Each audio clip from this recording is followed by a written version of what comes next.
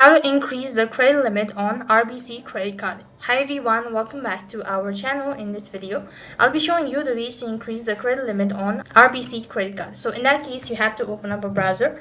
On the web address bar, type in www.rbc.royalbank.com credit card. That's going to take you to the official page, which is going to look something like this.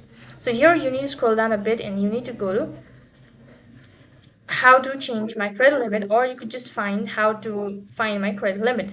So here you could just go and log into your account, and under account details in the RBC online banking or mobile app, you'll be able to find your credit card. So under it, you just have to tap on the credit card that you have actually increased the limitation.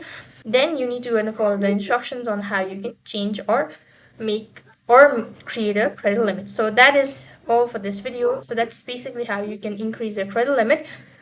That's all for this video. I hope the video was helpful. Make sure to like, share, and subscribe to our channel. Thank you for watching. See you in the next video.